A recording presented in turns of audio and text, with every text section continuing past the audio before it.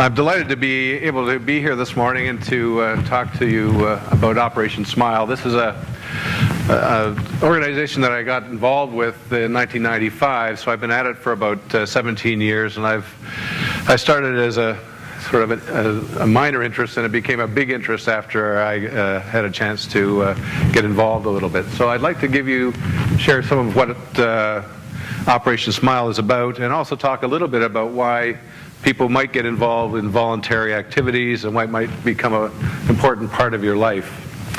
So I just thought I'd give you a little introductory word about plastic surgery. Unfortunately, plastic surgery has got a reputation from television which may not necessarily fit what it really is. So plastic, like a plastic cup or a plastic glass or whatever, is made from a mold. And so plastic surgery, the name plastics comes from a Greek word called plastikos, which means to mold something or to shape it into a certain shape. So what plastic surgeons do is reconstruct tissues into different shapes. So some examples of that would be breast reconstruction after someone's had a mastectomy, people with bad injuries to their face where you have to reconstruct either an ear or a nose, and so we do that type of thing. So most of what we do is reconstructive.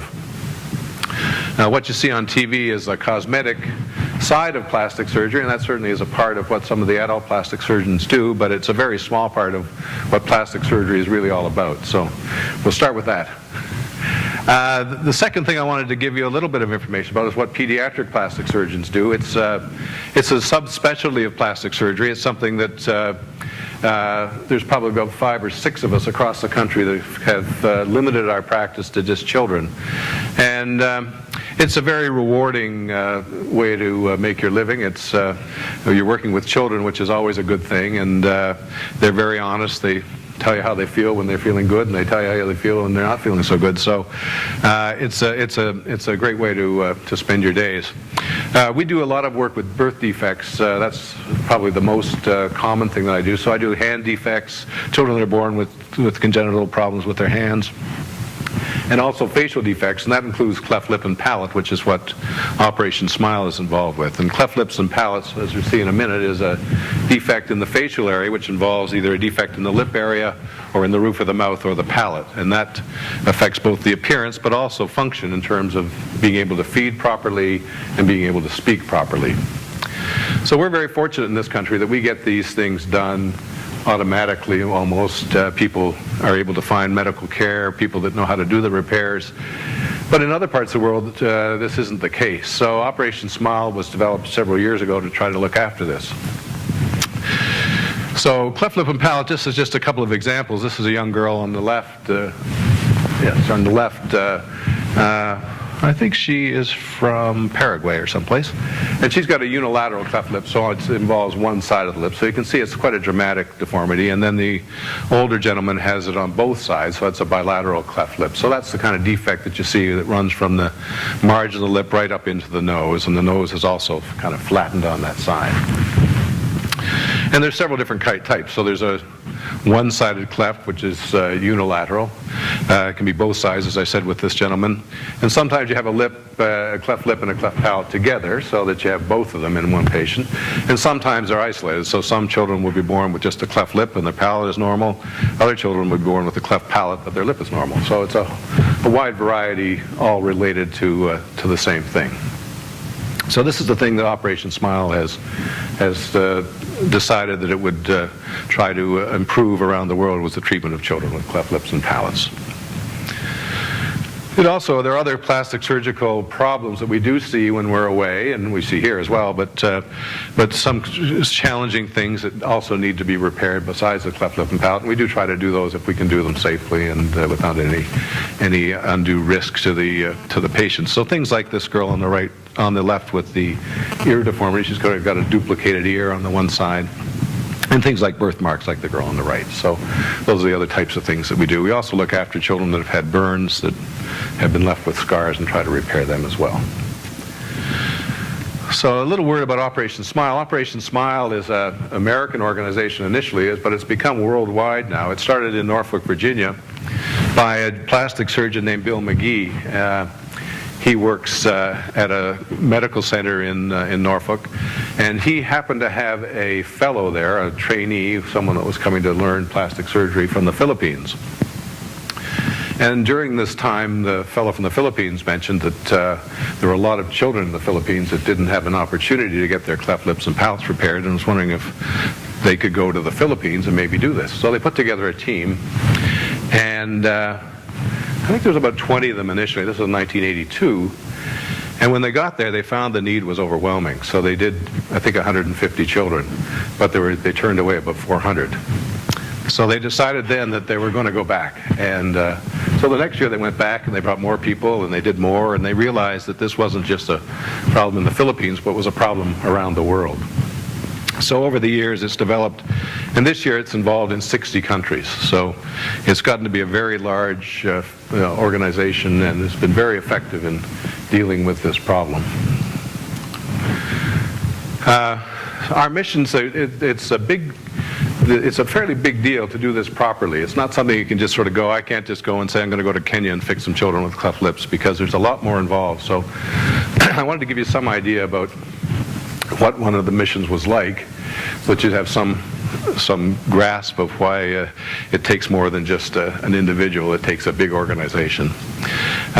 You need pre-mission logistics. So if you go to a country, you can't just go in there. You have to have government approval. You have to have a place to do the surgery. You have to have a place to see the patients, a place to look after them afterwards. And you also have to have people committed to work with you that can look after these children once you've left. So you can't just operate and leave. You want to have people there that are going to work. So there's a lot to do before you go to make sure that what you do is successful and that the children get the best care afterwards. The first part of the mission, once you get there, is the first couple of days is screening, and that involves children coming to a central location from all over the country, and they're seen by all members of the team. And we take a team that involves nurses, surgeons, anesthetists, dentists, speech pathologists, so people, all the types of specialists that are involved with looking after children with cleft lips and palates.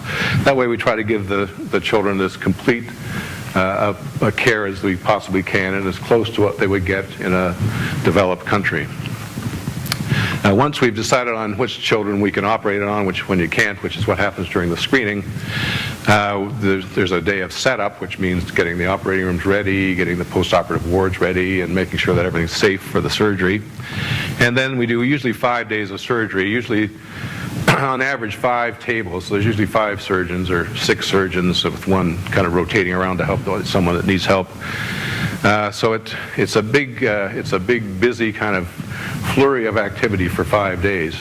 Usually on each table you can do 5 or 6 patients a day, so you're talking 30 patients a day, and we try to do about 150 children in the week. So it's a busy week.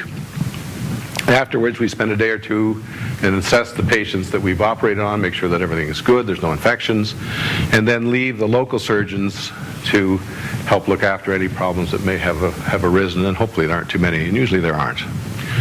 And then there's a follow-up that Operation Smile has developed in the last few years, where they go back 6 months later and try to get as many of the children they can. Now, often it's difficult for them to come because there's so many problems with transportation, and it's expensive and so forth, but they try to get as many children as they can to come back so they can make sure that the care that they've gotten through the mission has been as good as it could be, and they're trying to improve it, and they have photographic records and so forth. So it's a very big deal. There's usually about 40 people on the team for each mission, so it's a big team, and it's logistically quite intimidating. So just a bit about each of these parts, but the pre-mission logistics, you can see these are a couple of posters from different areas, and the one on the left is from India, and again it shows a little child with a cleft lip, and then the post-operative picture of what the parents can expect to see. And similar, the other one is from I can't remember where it's from, but probably Paraguay or someplace in, I think, in South America. So this is all done beforehand. This is the local team. There's a Operation Smile Kenya, there's an Operation Smile Paraguay, there's an Operation Smile Honduras, and that team works behind the scenes well before the team arrives to make sure that people are aware that you're coming, to get the word out, to advertise this way, and also on the radio or television, so that you can maximize what you're going to do when you're there. You don't want to be sitting around, you want to be busy while you're there, obviously. As I said, the first part's the screening. You can see on the left picture, this is a picture from Madagascar. And sometimes the numbers are daunting. We had 650 people showed up in Madagascar. So, and there was six surgeons that week. So you can't do them all. So then it becomes a very difficult decision of which children do you get to operate on and which ones don't you. And there are some criteria that have been set, but that's the hardest part of the whole thing, is turning people away. And fortunately, now that they've got things more organized, you're going to go back. So if you don't do someone 1 year, hopefully you can get them the next year. But often this is what they consider their only chance. So it's a desperate time for some of these families. And it can be very frustrating for us because you've got to make that decision. They see all the specialists when they come through the screening thing. They see the doctors, they also see the dentists, they see the speech pathologists, so that they get a full history and physical examination. And there's a pediatrician there, so if there are other issues that they have, they can also have that looked after at the same time. And this is kind of a typical operating room. This is, you can see it's kind of dark, which is not unusual. And you can see the difference between what we do in North America and some of the developed countries is there's 2 operating room tables in the same room. Because of the numbers, we don't often have 5 rooms that we can use, so we often will put a couple of beds together in a room, or 2 setups together in a room, so that you can do 2 operations at the same time, have 2 teams working together. So it's kind of a different thing, and it takes a bit of getting used to, but actually once you get into it, it's kind of fun because you've got other people there that you can talk to and compare notes and so forth. So it's actually kind of an interesting way to do things. Yeah. Go on. We've just split that time. Is that true?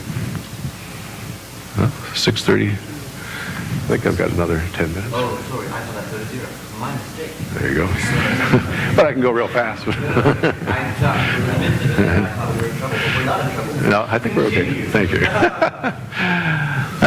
So the surgery itself is basically the same as what we do here. We repair whatever the defect is we have to deal with the way we would do it here. And it's pretty straightforward. It's just you're doing a lot of them, so it becomes kind of a long day, but it's nothing different in that regard. Surgery is kind of surgery. The post-operative areas are quite different in that you've got a huge number of patients to look after, so we do it all usually in a big area so you can keep an eye on people. This was in Ethiopia last year, and you can see it was a big ward with multiple beds. Sometimes actually 2 families will share the same bed if there's a large number. So it's much different than what we're used to here. As far as post-operative assessments, we do like to see the children before we go home to make sure that there aren't problems. So if we can do anything, if there's an infection or something like that, we can do it. So we come the day or 2 after we're finished doing our operating. They come in and we see them. You see a couple of girls here enjoying their new faces. So it's a very rewarding time, actually. It's one of the best times because they come in. The people are usually very happy, and it's a great feeling.